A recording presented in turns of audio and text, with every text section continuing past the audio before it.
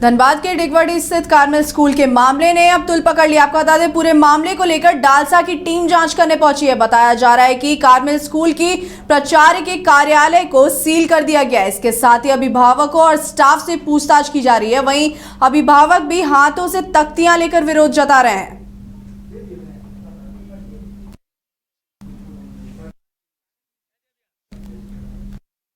अब Carmel school के मामले ने तुल पकड़ लिया है, जहां परिजन भी अपने हाथ में तख्ती लेके धरना दे रहे हैं और न्याय की मांग कर रहे हैं। पूरे मामले की जांच को लेकर डालसा की टीम पहुंच चुकी है। बताया जा रहा है कि कार्मेल स्कूल के प्राचार्य के कार्यालय को सील कर दिया गया है। इसके साथ ही अभिभावकों और स्टाफ से पूछताछ भी की जा रही है। वहीं अभिभावक भी हाथों में तख्तियां लेकर विरोध जता रहे हैं।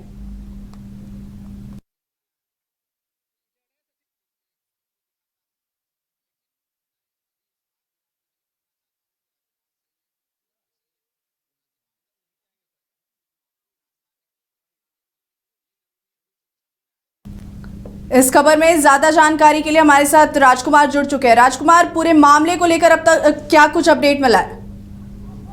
देखिए रोमिता, जिस तरह से यह घटना घटी थी पिछले दिनों और उसके बाद जो अभिभावक है उन्होंने आकर के उपायुक्त से शिकायत की थी और उस शिकायत के बाद उपायुक्त ने एक टीम का गठन किया था जिसमें कि एसडीएम और जो जिला शिक्षा पदाधिकारी हैं मुख्य रूप से वो वहां पर गए थे और उन्होंने वहां पर जांच पड़ताल की। उसके बाद सीसीटीवी का डीवीआर जांच करने की कोशिश की, लेकिन सीसीटीवी का जो फुटेज है वहां पर इस वक्त नहीं जाने की वजह से उन्हें उस दिन नहीं दिखाया जा सका।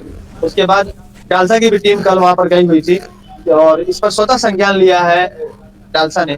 तो आज भी जो टीम है, दो अलग अलग टीम है, जो एक तो जिला प्रशासन की जो टीम थी वो पहुंची हुई है, फिर डालसा की जो टीम है वो भी जो डालसा सचिव है उनके नेतृत्व में टीम पहुंची हुई है।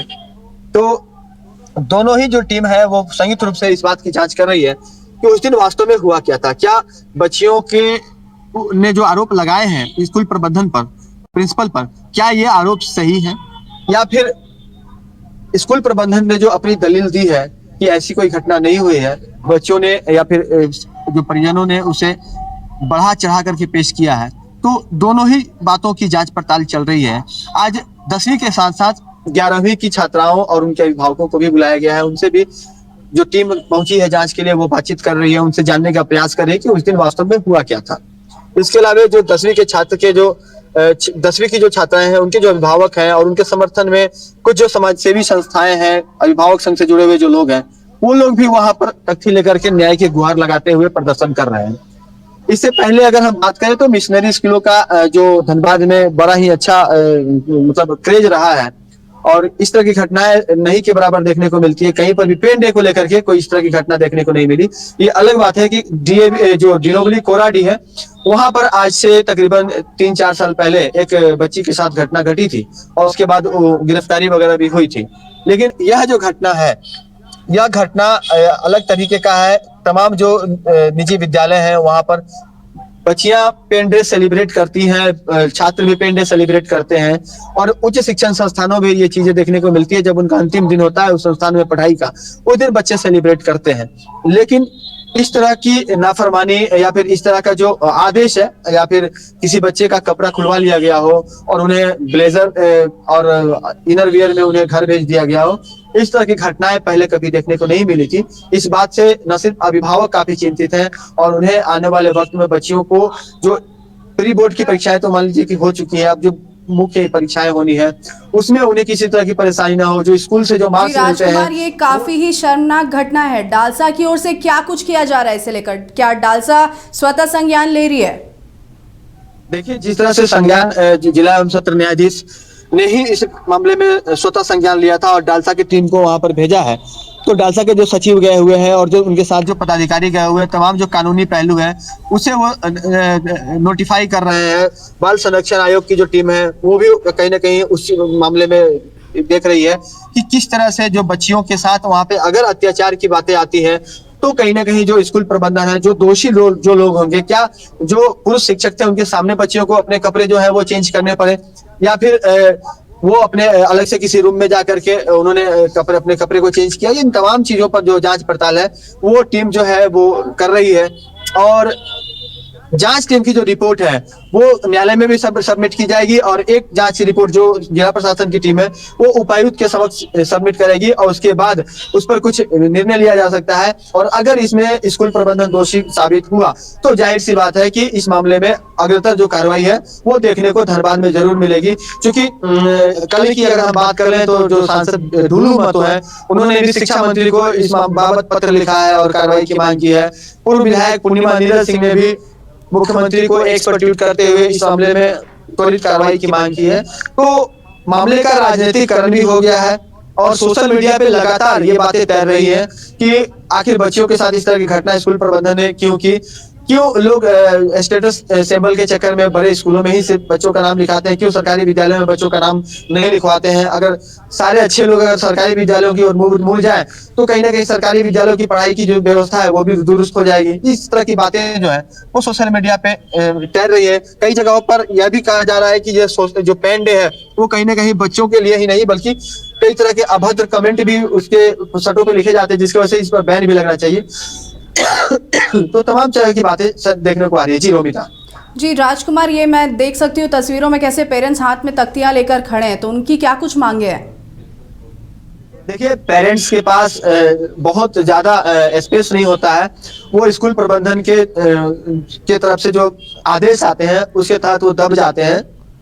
अभी भले ही वो आरोप लगा रहे हैं लेकिन अगर स्कूल प्रबंधन ज्यादा सख्त होता है तो उन्हें कई मामलों में उन्हें विथड्रॉ करना पड़ता है। अपनी बातें जो है वो बहुत अच्छे तरीके से नहीं रख पाते हैं। लेकिन इस बार ऐसा देखने को नहीं मिल रहा है। पेरेंट्स मुखर होकर के इस घटना का उन्होंने विरोध भी किया है। अभिभावक संघ भी उनका साथ दे रही है और तमाम जो छात्र संगठन है उन्होंने भी इस घटना की भर्त्सना की है। तो इस तरह की घटनाएं भविष्य में ना हो इस पर भी ध्यान देने की आवश्यकता है।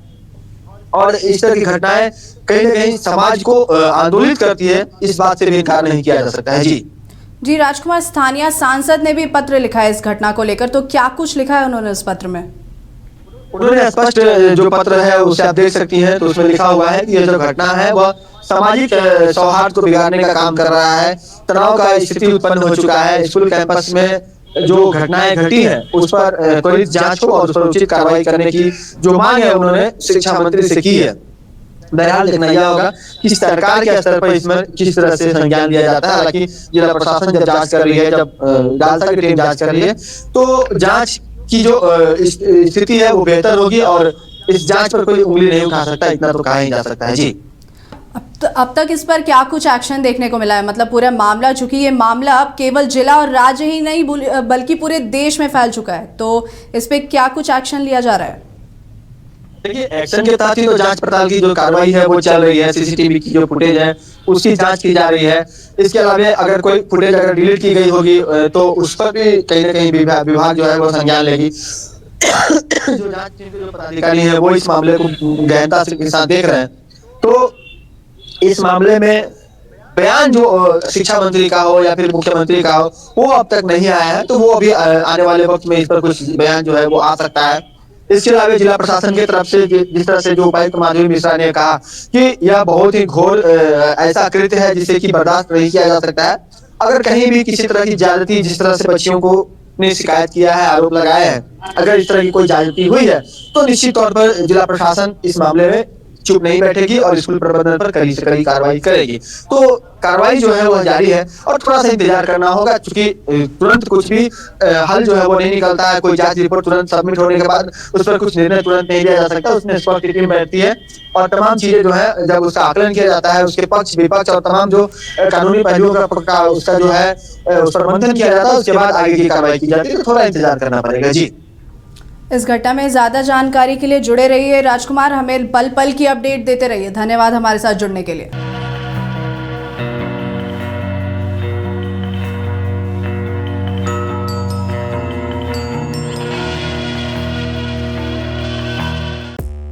पांच राज्य, 61 शहर, 150 प्रोजेक्ट और एक वास्तु विहार। नई सोच, नया घर। बनाए रखिए अपना प्यार, सेवा में है वास्तु विहार।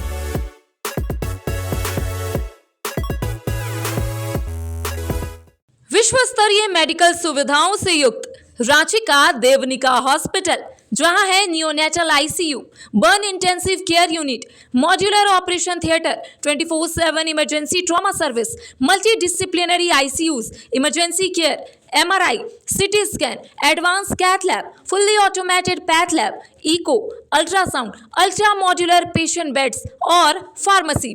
देवनिका हॉस्पिटल एंड रिसर्च सेंटर, किफायती दर पर विश्व स्तरीय इलाज। एंसिलरी चौक, टूपुदाना इंडस्ट्रियल एरिया, रांची।